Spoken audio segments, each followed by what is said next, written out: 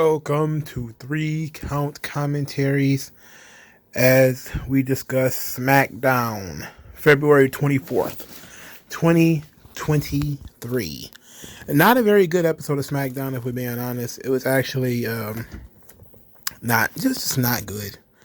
You know, there's some good things about it, some things I enjoyed about it, but for the most part, I think it got strong in a couple of points, but overall, I didn't think the show was that great.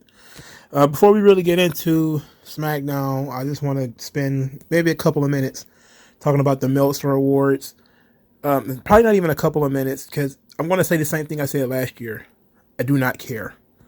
The Meltzer Awards are what they are. You know, it is him and his readership basically playing favorites. I mean, more people voted for New Japan Strong best show than actually ever watched New Japan Strong.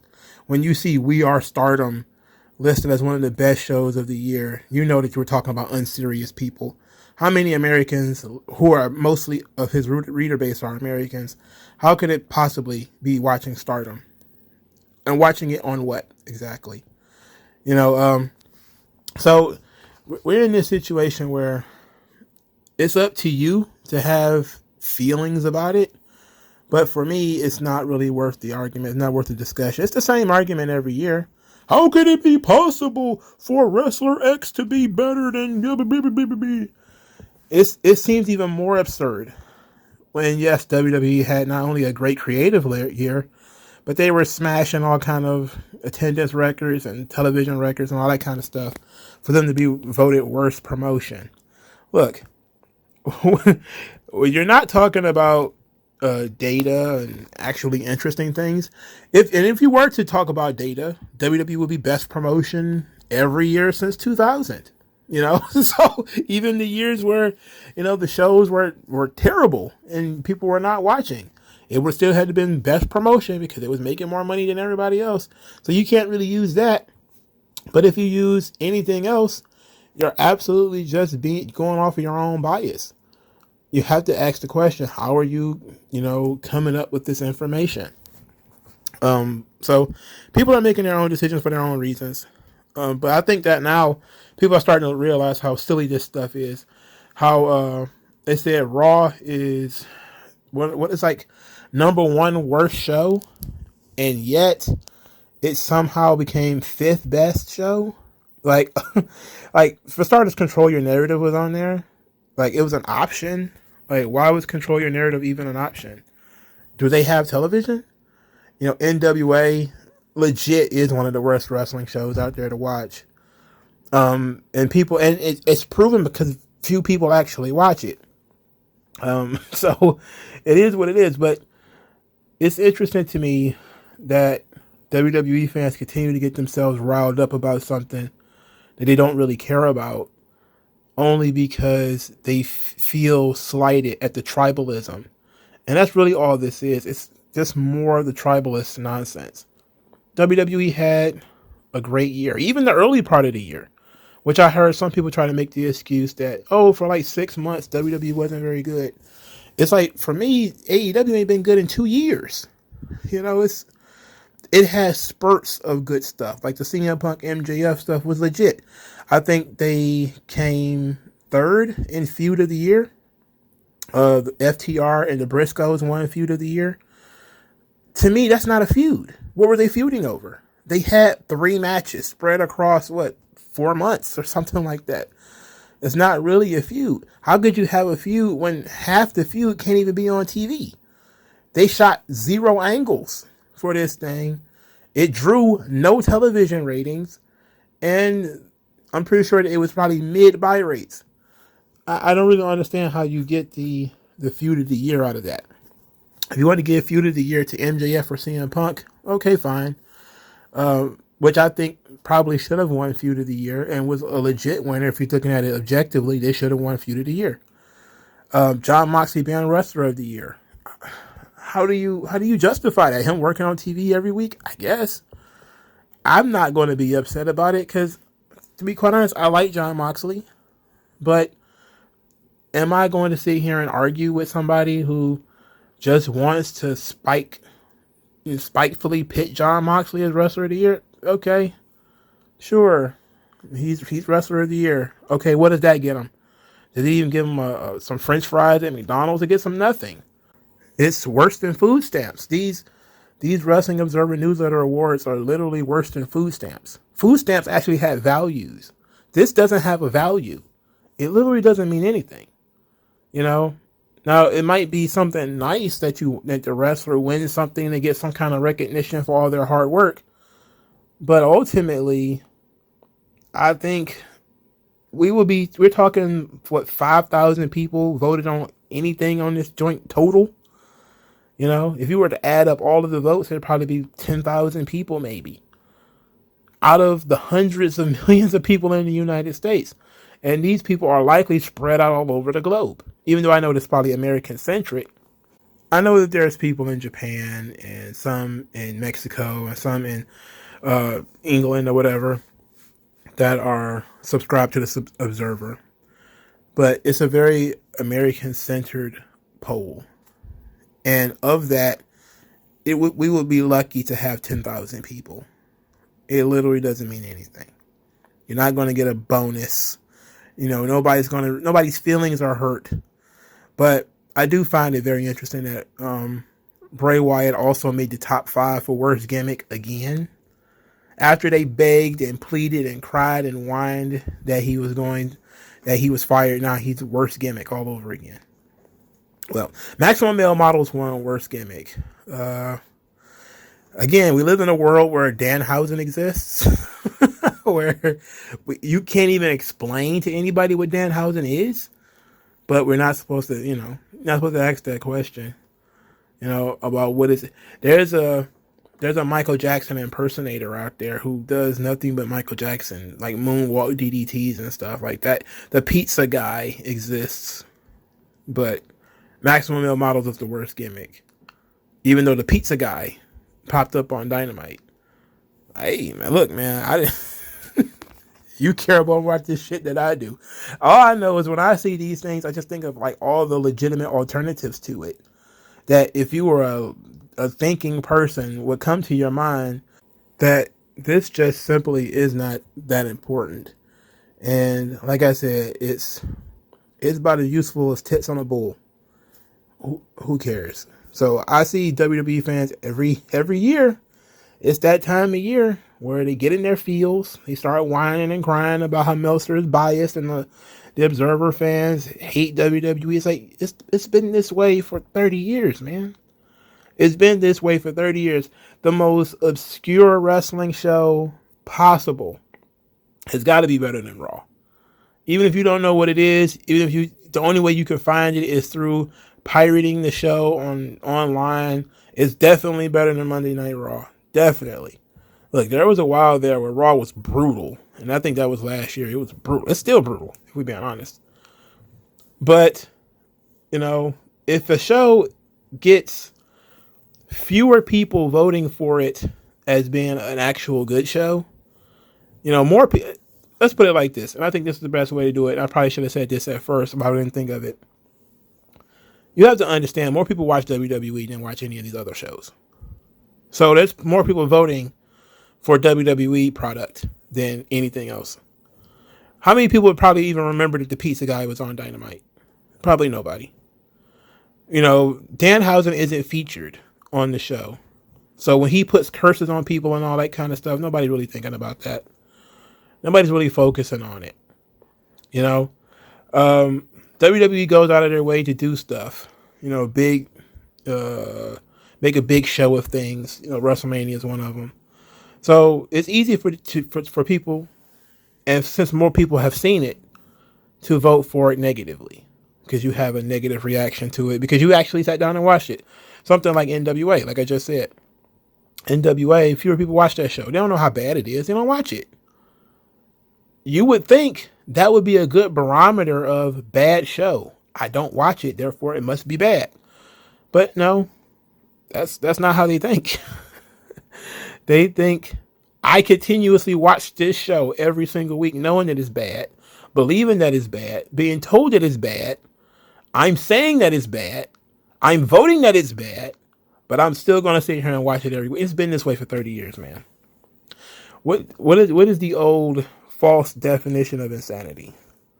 Doing the same thing over and over again, expecting a different result.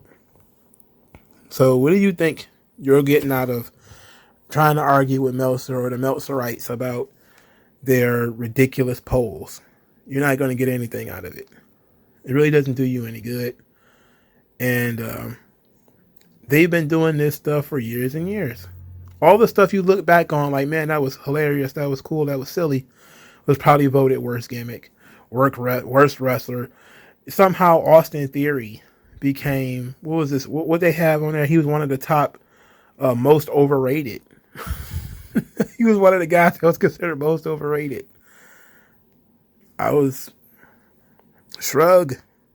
I don't know what that means. You know, like what does that mean? Who knows? It doesn't matter. More people know who he is, and that's what matters. So I think that wrestling fans who get themselves all tied up in a knot about this whole thing, man, you're being childish. Don't be childish. I look at these things, and I treat them like other award shows, the Grammys, American Music Awards, Nickelodeon Kids' Choice Awards, and all that kind of stuff. I literally pay it no attention. It's nice to cater to that specific audience, but ultimately, it's not putting money in your pocket, and nobody really cares. If you're one of these people who are easily influenced or upset by this thing, you have to train yourself to not really care. You know, I've been going through this a long time. You know, Meltzer has been saying all of my favorite wrestlers suck. All of them. All of them most overrated. All of them worst gimmick. All of them, you know, horrible, terrible. This will never get over. All that stuff is fine. Like I said, I make it a point to talk about how awesome the Ultimate Warrior is. To talk about how awesome Sid is. Because if you listen to the regular Meltzer reading, mouth breathing, Cheeto smelling weirdo, they'll tell you nothing about how Sid is awful and blah, blah, blah, blah, blah. It's like, it's childish. It's not just, it's an opinion, bro. It's like everybody has an opinion. But some opinions are just plain stupid. All right? Your favorite wrestler can be Mantar. That's your opinion. But not all opinions are valid. Nobody really is a fan of Mantar. Get out of here with that. That's like, I don't believe half the people who claim they watch Stardom actually watch Stardom. I don't believe you actually watched that show. Okay? I don't believe that you watched New Japan Strong. I don't believe you watched that. I believe you probably saw an episode here or there. Do I think that you're religiously sitting down watching New Japan Strong? No, I don't. And no, I'm not going to require that you do so in order to prove that you do. I don't care if you do. I just don't believe enough people are religiously sitting down watching those shows for them to be considered one of the best wrestling shows. Because you never can hear about them. Ever. Nobody talks about them. There is no evangelist for New Japan Strong that's going out here getting hundreds of thousands of views on a video talking about New Japan. People barely care about the main product as it is, let alone the offshoot. So, I don't pay that no attention. I just had to spend a couple of minutes on it, though, because you can't just ignore the elephant in the room. And the Meltzer Awards are always the elephant in the room. They must always be addressed. But it's not major. It's not something that you absolutely have to spend too much time on. I spent way too much time on this, by the way. I spent like 15 minutes. All right, let's move on to SmackDown. Actually, SmackDown was not that great. I said this already. But what was good on it was the Usos. So Jimmy Uso starts the show. He says that he ain't spoke to Jay. Jay's been dodging him, ain't answering his phone, text messages, nothing like that. And said that if Jay got something that's the problem, he want to get it off his chest, he need to get it off his chest tonight. He could do it in the ring. Then we got a backstage segment where Jimmy is back there with Solo, and Jimmy seems to be talking to himself because Solo doesn't talk.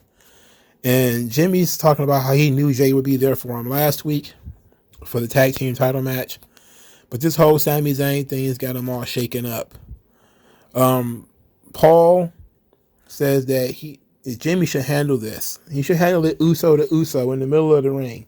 Twin to twin. He should be the one to talk some sense into Jay. Later in the show, Paul Heyman said he got a text from Roman Reigns and he's going to be here next week. So either Jimmy better handle the Jay situation tonight, or Roman Reigns is going to handle it next week. And no, Jimmy, that lit a fire under old Jim. He had to go fix this problem. So he goes out to the ring and he says that he's always going to be there for Jay. Just like Jay was always there when he needed him. And he needs Jay to be there right now. He said they have a KO problem. They have a Sami Zayn problem. He can't do this alone. He's got to be there for the tag team titles. Then he says he knows that Jay has these issues with Roman Reigns. And then Sami Zayn slides into the ring. I got a lot to talk about Sami Zayn. We're about to be here for a little bit on Sami Zayn. Sami says that he's not here to fight. He wants to speak to Jimmy. And then he starts pouring his heart out. He says Jimmy was his dog. Jimmy was his day one. The one who named him the honorary Uso. And that it hurt him that Jimmy attacked him with no hesitation. He didn't even think about it. That he threw all that away. So Jimmy actually did it very good here. He actually put some pain in his voice. Where he said, you made that choice. You stepped on us. You stepped on me. You stepped on Jay. You stepped on Roman. You had the chair in your hand. You pulled the trigger. That's not what family does. Then Sami Zayn reversed and said, you know what family doesn't do? It doesn't test your loyalty every week. They don't manipulate you like Roman's been doing. He's been doing this for years. And he says, there's a way out for you, Jimmy. There's a way out. You can save yourself. You can save your soul. Jay appears in the crowd. That gets Sammy's attention. Jimmy just blasts him and starts stomping on him, beating his ass. Jay didn't help. He just kind of watched. He just watched as Sami and Jay went back and forth. Sami hit a haluva kick. And Jimmy went down. Jay still didn't do anything. Solo Sikoa ran down to the ring and chased Sami Zayn off. The babyface fled. And nobody cares. Nobody cares that he ran away. It's an interesting thing to bring up, but isn't that weird? How the babyface can run from a fight and not be considered a coward or anything like that because it doesn't really fit his character. Interesting. Now let's talk about Sami Zayn. It was an excellent segment. Fantastic segment. Jimmy he's coming along. He's not quite at main event Jey Uso level, but he's coming along nicely. What I loved about this segment was the old superhero presentation for Sami Zayn. He's not gigantic and muscular, but this was a Superman promo that Sami Zayn cut. See, Superman always tries to look at your good side, tries to inspire you to be your best self. Sami Zayn is looking at Jimmy Uso and saying, you can be better. You can do better. You're in a terrible situation. Beating you up doesn't fix this problem. Because the more physical contact that they have, the more they fight, the more actually Jimmy is going to be sided with Roman. You think about that, that's kind of weird, isn't it? The more that they would fight, the more damage they would do to each other, the more likely it is for Jimmy to stay enmeshed with Roman Reigns. So he didn't want to fight him. So for the first time in a long time, and one of the few times, a babyface can step into a situation and not, in a situation where he should be passionate. He should be angry. But he can do the opposite.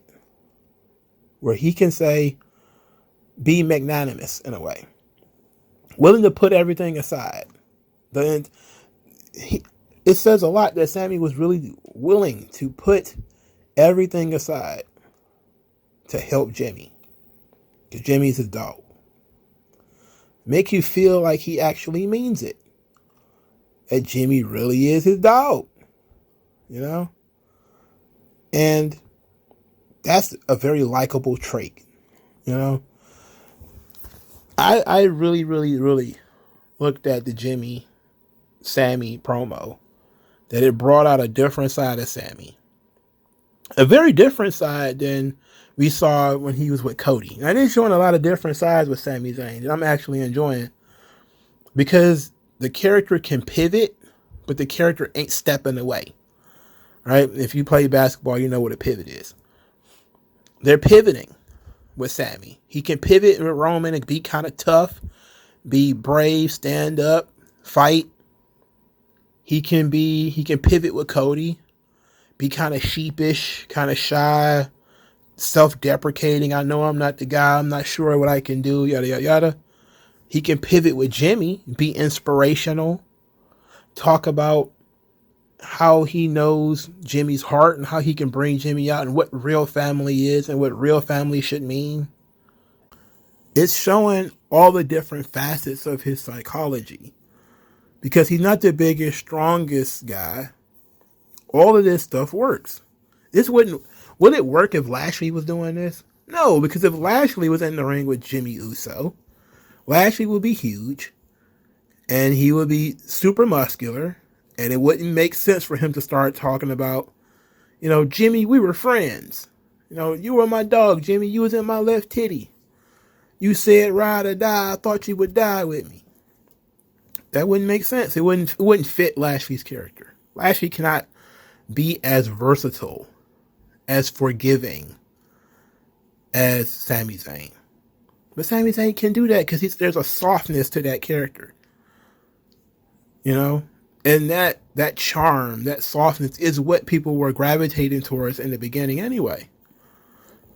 The Sami Zayn who was, being a bit of a suck up. But it was because, he was a nice guy. That's the kind of thing that you're looking at here. Is that he can't teach Jimmy Uso anything by being as dirty as Jimmy is. Without being as dirty as Roman is. He's going in the opposite direction. And I really think that this is a powerful promo. It wasn't quite my favorite. But you want to look at all the different steps of male psychology. Just look at the Sami Zayn promos over the last couple of weeks. Just look at how they've been.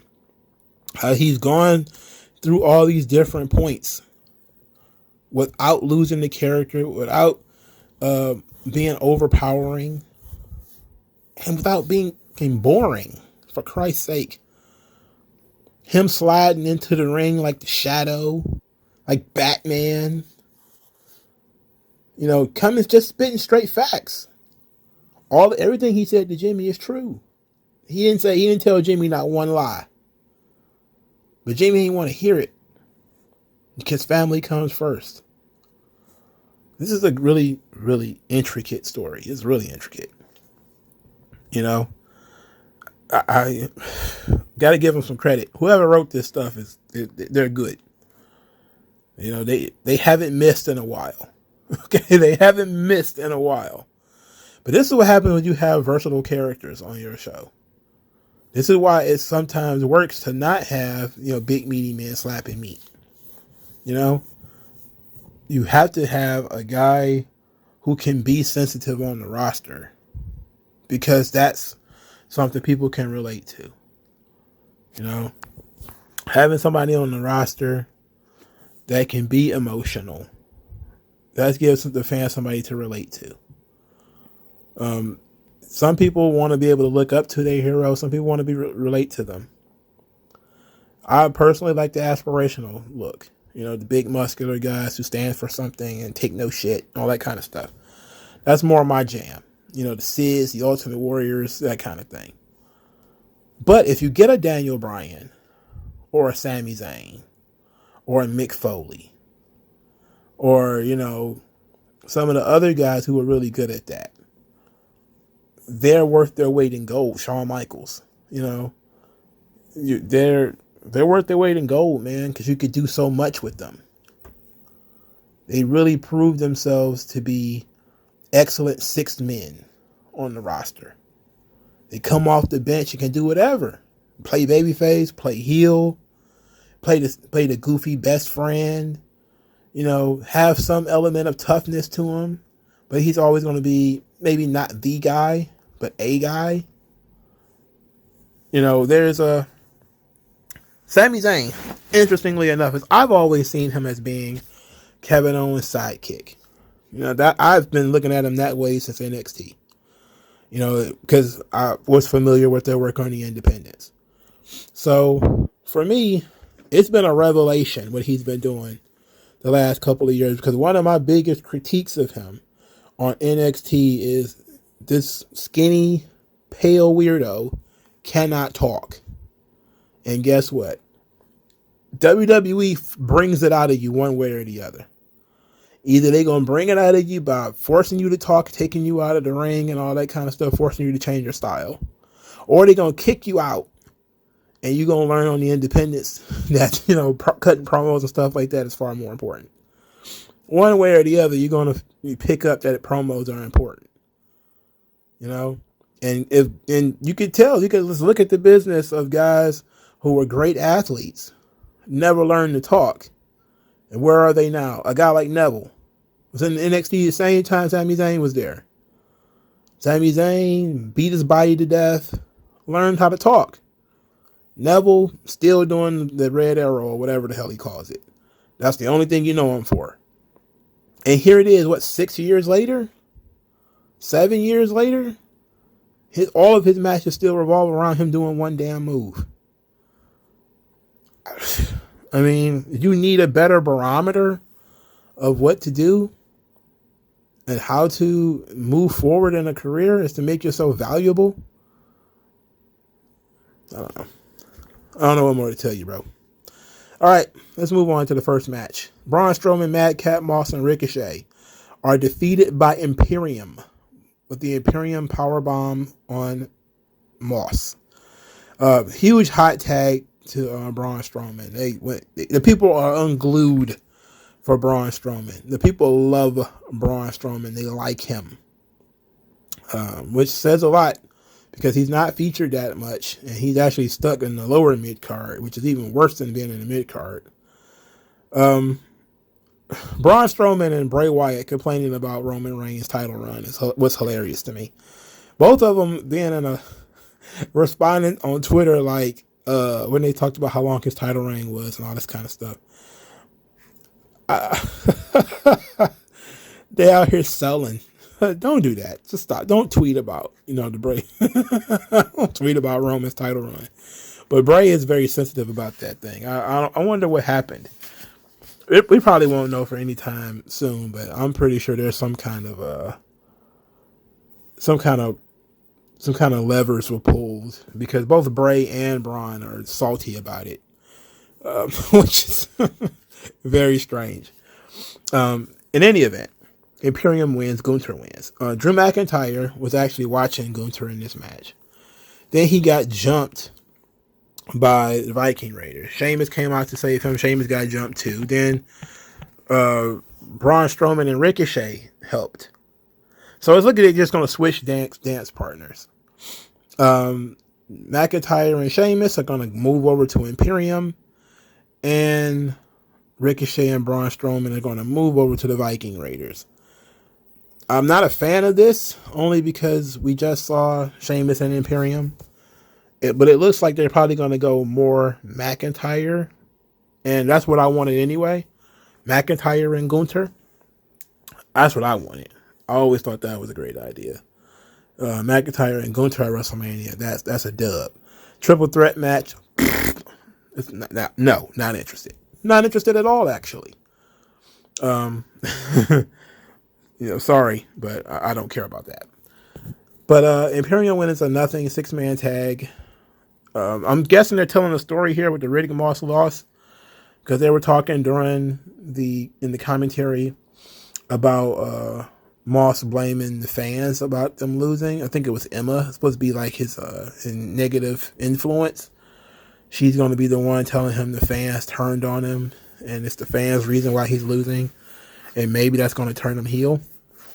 And I think that's probably what he needs to be, both him and Emma. They're dead in the water as baby faces. But I was actually very interested to hear Jim Cornette speak so glowingly about Madcap Moss, because I can tell you now, there's going to be people now going to jump on the Moss train. Just know, I was one of the few people that was saying there's something there. I can't tell you what it is. It's an it factor. It's a charisma. There's something there with this guy. And I'm not tripping on the name so much. It's a unique name. It's kind of stupid, but it's unique at least. You could just change it to Madman Moss, or something. But ultimately, there's something there. There's a spark. And I think anybody who actually pays attention would see it. It's hard to explain, but I think anybody paying attention would be able to see it. Now, let's talk about something else I really liked. Rey Mysterio, Dominic, and Santos Escobar. So Rey Mysterio he's gonna put an end to Karrion Kross. Like, amazing a guy the size of Rey Mysterio feel like he could put an end to a guy the size of Karrion Kross. In any event, Santos Escobar interrupted, and I thought, okay, what's going on here? But he says that his family is all about respect, and he was lucky enough to receive a mask from the legendary Rey Mysterio. He wants to show Rey how much he respects him. This actually came across like a threat, if you ask me. In any event, Dominic appears. He starts trashing Rey, and Santos Escobar sort of volunteers to handle this situation for him, to teach him respect. Then Santos tells Rey, look, don't worry about Dominic. He's a knucklehead, yada, yada. And Rey's like, how can I not? That's my son. Mijo.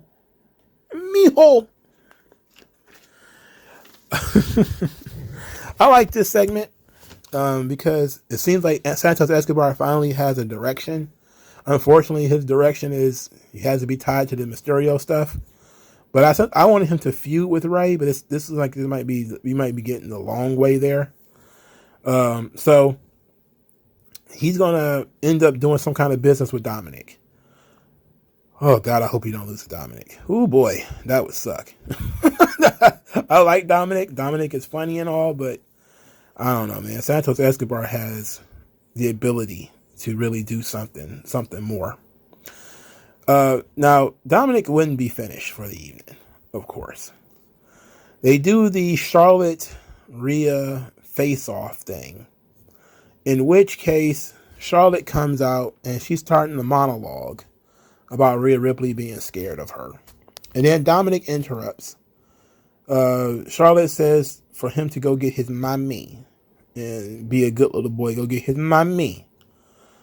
Dominic says that Rhea is the hottest mamacita in WWE, and that, people say women are the softer sex, but mommy is so strong. When she hugs me, she almost breaks my back. And everybody's looking like, what the hell is this fool talking about? I'm about ready to put Dominic in a cannon and shoot him into the Atlantic Ocean. And then Charlotte starts talking about she has a real Latino with a thicker accent. And I'm like, wait a minute, shoot them both into the goddamn ocean. What are they talking about here? Who cares about this crap? Then they start talking. They get back on track with Dominic saying they have a lot in common. Talking about their dads. Then he said that Rey was a deadbeat. Rey messed me up, man.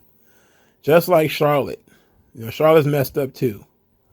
Then Charlotte said that she loves her dad and her dad can still go. She tells her dad happy birthday. Then says if he was here, he'd kick her butt. But since he isn't, she was going to kick his ass. And as she moved in on Dominic, Rhea showed up. They had their face-off, contractually obligated face-off. Rhea said nothing and just helped Dominic leave. Wasn't a huge fan of this segment.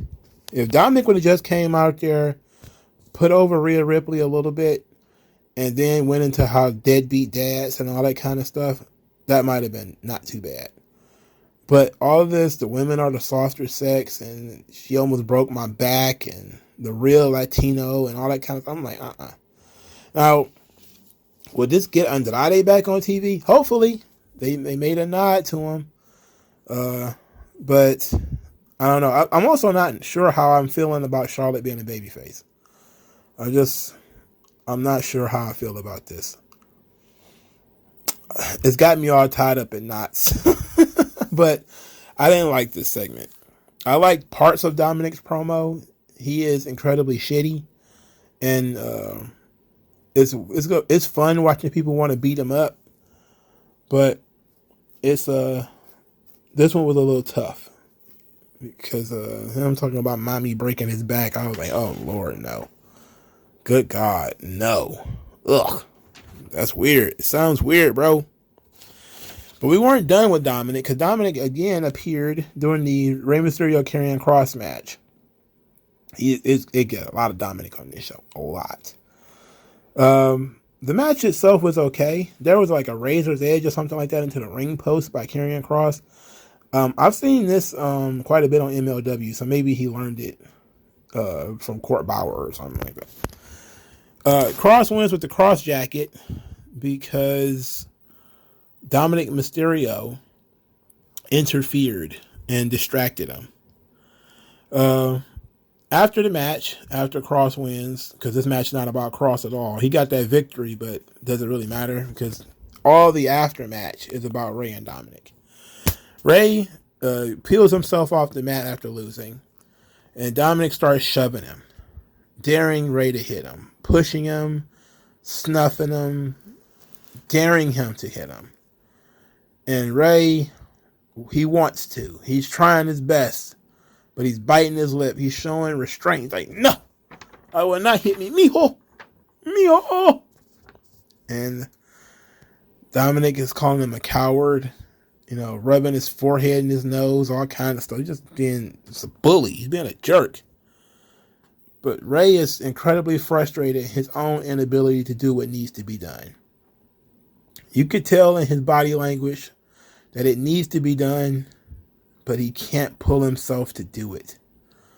He can't pull himself to do it. And so he leaves the ring in shame. And I love this. I love this for not the exact same reason that I love the Sami Zayn segment, but it shows that Rey is standing for something. And despite all the crap that Dominic has done, he's not there yet. He hasn't crossed a boundary that Rey cannot forgive him for. And so all of the physical pushing, shoving, the verbal disrespect, you do have to ask the question, okay, what is it that Dominic is going to have to do in order to get Rey to fight him? What's going to take place? If you think back to the angles before where they've done this, is one of the few angles that they've done where one of the guys don't want to fight the other one. Usually it's some kind of big deal that, this finally has to happen now. Like, we didn't want this, but okay, now it's happening. The Brett and Owen thing, Undertaker and Kane, usually it's going to have to come to a breaking point. So my thing is, what is going to be Rey's breaking point? What is going to be the thing that Dominic does that's going to go too far finally, and Rey is going to start not having a problem hitting, kicking, and beating up on Dominic? And my thing is, it's got to be something that hurts Rey so personally that Rey feels the need that nobody can get away with this. The only answer that I can think of is either assaulting his wife or assaulting his sister. Well, it's not his sister. Dominic's sister. I forgot what the girl's name is. That would be my best guess. is that either Dominic is going to push his mom, shove his mom down or something like that, slap her or something, or he's going to push, shove, or slap his own sister. And that's going to set Rey off. To me, that is the one thing that's the line that you can't cross. Okay? I'm pretty sure other people might be able to come up with something a little bit better. But I think that Rey has been putting up with the physical attacks for a long time now. So it's not something that can be done to Rey that's going to make the fight happen. It's got to be through somebody else. So they've brought the family in already. The family's already there. They've done a couple of things right now with the family, but they haven't gotten physical. My thing is they need to do something physical to set that trigger, something that's universal. And I think if Dominic was to shove his mom or to slap his sister or something like that, everybody would be fully behind Rey. He's already fully behind Rey, kicking the shit out of Dominic. But nobody would have a problem with Rey beating the tar out of Dominic if he goes too far. We just have to figure out what too far actually means. But Dominic was good in spurts here tonight. There was a lot of Dominic FaceTime on this show. But there was a lot of Dominic. But he actually serves some really good purpose in the Rey parts. The Rhea parts, but the Rey parts, yeah, he was very good there. Speaking of Rhea Ripley, she's going to be wrestling Liv Morgan next week. I believe I told everybody that somehow Triple H's least favorite wrestler on the roster is Liv Morgan. She only comes out to do jobs. She literally doesn't. She doesn't have. She used to be one of the most pushed women on the roster. Now she barely wrestles, and when she does, she loses. It seems to me like they're trying to put that fire out. The Liv Morgan fan base are going to be so pressed. I only mention it because to me it's one of the major things that I've noticed when it comes to Triple H, how he de-emphasized so many people, and the people he chose to emphasize are not as over as he would want them to. He de-emphasized Liv Morgan, who was actually getting over. He pushed her down, pushed up Damage Control and Alexa Bliss, and people were just kind of like, oh, okay, oh my gosh. Derailed Raquel. She didn't really have that much going for her, but derailed her.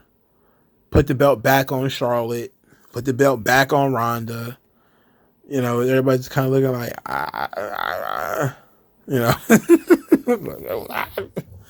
we're not moving forward anymore in this division. The best move he did was he didn't even put the Intercontinental title on Gunther. I think that was a Vince decision.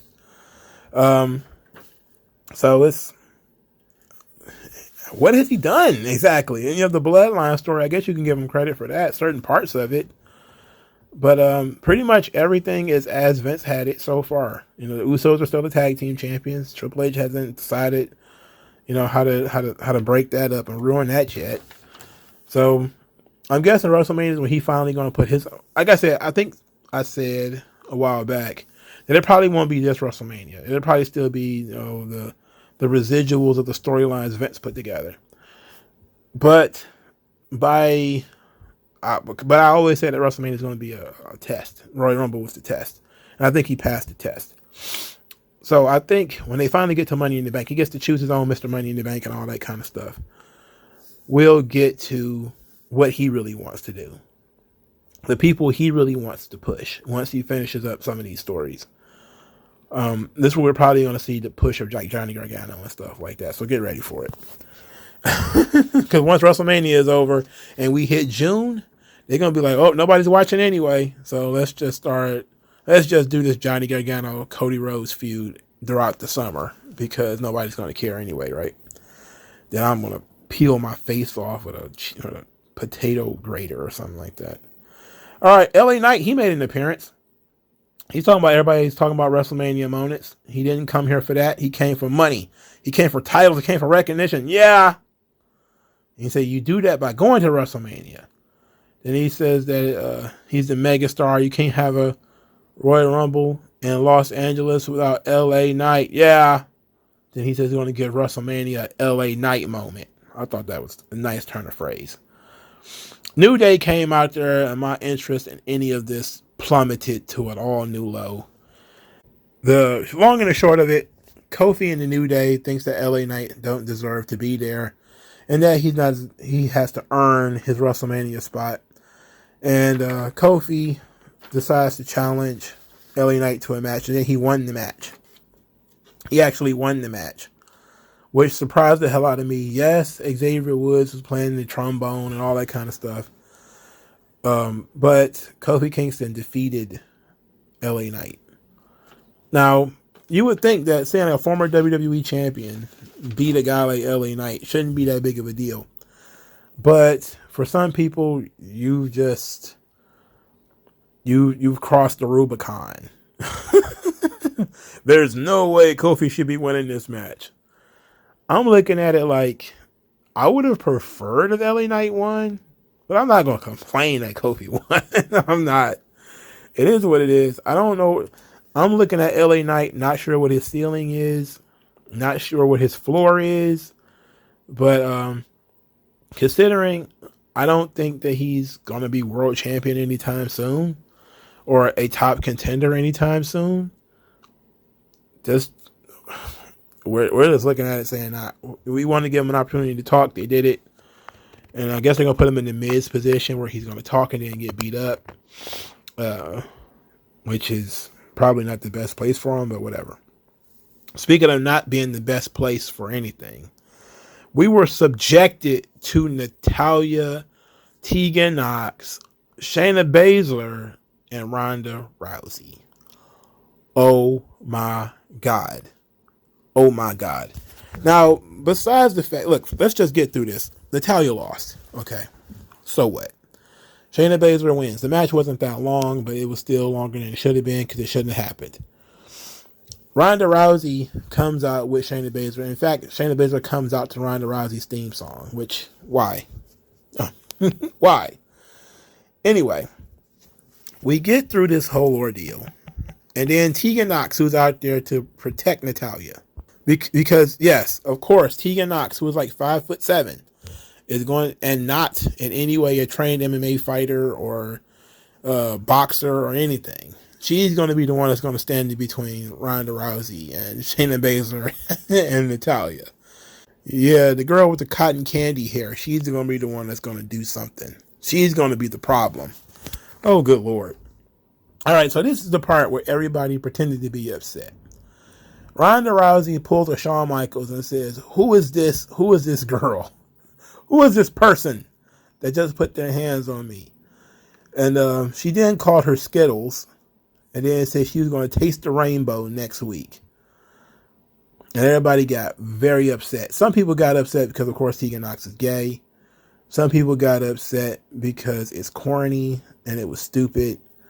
She didn't say it into a live microphone, so who cares? Ultimately, well, she did say it into a live microphone because all the microphones are live, but she didn't say it into like the house mic or anything like that. She was just talking. Hilarious for starters. Her pulling a Shawn Michaels and not knowing who Tegan Knox is great. Her basically saying, I don't care who you are with your funny colored hair, you're dead next week. That's great. Would have been just better if she just said, you're dead next week. But she had to go with the whole, you're going to taste the rainbow, which, probably not a good idea, especially if you want a Skittles partnership. But I don't know, like, Ronda Rousey, didn't she win like most overrated or something like that? She was one of the most overrated. By whom exactly? Again, weird, right? Just you can ask that question and nobody will have an answer for you. But in any event, Ronda Rousey is don't give a fuck mode. She basically just floating. And you know what? That's not too bad. I'm not going to be that upset about it because the emphasis is not on her anymore. The title has moved on. She's in a secondary tag team feud. Fine, I can put up with Ronda in smaller spurts. I hate it when she was the centerpiece of the division. Now she's kind of settling into a spot where she's going to be just one of the girls, and that's better for the roster if we're being honest. Without having the legend Ronda Rousey or whatever, beating everybody, making everybody submit, which got boring pretty quickly because Ronda isn't interesting enough to make it interesting. I'm thinking they're probably gonna do some more Ronda stuff. Probably later on, they're probably gonna find her a manager or something like that, and she's gonna be able to go out there and do this stuff. But they're not gonna get rid of Ronda because she's still a draw, especially when it comes to licensing and things like that. She's still an important marketing figure. So anybody who's dumb and thinks that, they're going to get rid of Ronda Rousey. The only way Ronda Rousey is leaving wrestling is if she want to leave. That's it. I mean, especially Triple H is a big mark for Ronda Rousey. You can forget it. You can forget it. She's probably going to be the fucking champion again by the end of the year. That's just me thinking out loud. I'm not, Danhausen cursing the entire WWE women's division, but something tells me that, Ronda Rousey is probably going to be the champion again by the end of the year. But I'm okay with her being in this side feud. Most people should have a tag team run. And I think that she's really embracing it because she gets to help, work with Shayna. She gets paid to do half the work now. So it's okay. It's all right. It keeps her character fresh. She can stay visible without being the focal point. And she can do something she's never really done before, which is, working with a partner. So this is good. I'm not upset. I'm upset about Tegan Nox. I'm upset about Natalya. I'm upset these people are on this show. I'm upset that I know these people exist. All right. Tegan Nox is a waste of ink. All right. Whatever ink was used to sign that contract could have been better used doing anything else. All right. Literally anything else. A kid could have scribbled in his desk with that ink and would have done more with it than this awful, awful signing. I don't understand this. I don't pretend to get this. She's been on this roster for how many months? And she's known as the girl with the shiniest wizard. And everybody joked about what that is. She came out with the silly multicolored hair. And then everybody made fun of that. She's like Australian or something like that. That's already weird. I'm like, all right, I don't get it. Why do we sign this girl again? What do we have her for? What is she going to do? You would think that Triple H signing Candice LeRae and Tegan Nox and all these people, you would have a plan for them. There's no, they're just clutter. They're clutter. See, I've dubbed the AEW signings as clout signings. I can't even say that for WWE because none of these people are worth it. For me, this is all just Triple H is literally littering on television. He's dropping potato chip bags in the middle of SmackDown. And we're all supposed to be happy he did so. No, bro. This sucks. I hate to break it to you. I hate to be the guy. Matter of fact, no, I love to be that guy. This sucks. Tegan Nox sucks. Natalya sucks. I'm telling you, the sooner we can pull up to an arena and Natalya has the doors locked on her, the better we all are. We're all better off. If Tegan Nox and Natalya GPS takes them to the wrong place. We're all better off without them. We're better off. No. No, they suck. They suck very bad. And now they're going to put them together? You going to put them together on the screen at the same time? God, wow. Wow. That's some strong juju, man. That's some really strong juju. I'm going to protect you. Man, get your ass. You don't get your ass. Anyway. So the Firefly Funhouse, last thing, worst gimmick. Very confusing. It's cutting back and forth like one of those old TV shows used to do, like commercials or something like that. They're doing like commercials and things. The end all of it was who opened the door, which shows a door to the fun house open and a lot of fiend stuff going on the other side of that door. A lot of eyeballs and fire and people getting blown apart and all that kind of stuff. And then it's can you keep a secret? You know, and it's a breakdown like Nick at Night or something like that. Can you keep a secret? Can you keep a secret? If I tell you a secret, can you keep it? And then Bray Wyatt is wearing the Uncle Howdy mask and asks you if you can keep a secret. It's like, I can keep all kinds of secrets. But why should I? Why should I keep the secret, Bray? Why are you trying to tell secrets? Keep secret to yourself. Don't tell. If it's really a secret, you keep it to yourself. Clearly, they showed a clip of him challenging Bray, the winner of Lashley and Lesnar. And then of Lashley saying that he's not going to be disrespected by anybody. So, there's been no movement on this. There's been no movement. I technically don't know what happened. Is this an indirect threat towards Lashley? What's going on here? He was wearing his regular clothes. It looked like at one point as he was watching the video of his threat towards Lashley and Lesnar, he was wearing like regular gear at that point. I don't know what's going on. I'm at a loss. He's wearing a costume. He's wearing like a blonde wig. I don't know what's going on, bro. Trying to analyze it, it's too nutty to analyze. It's literally like a Rorschach test where you see whatever you want to see in that thing. So I'm sitting here just kind of like, hey, did you see that? It was certainly a thing. There's a lot of people who hate Bray Wyatt. I don't pretend to understand it. I think the character would be served if it was a lot simpler. I always think simpler is better. You know, you can have subtle complexity like the Sami Zayn character. He's a simple character. You just gotta add some complexity along the way.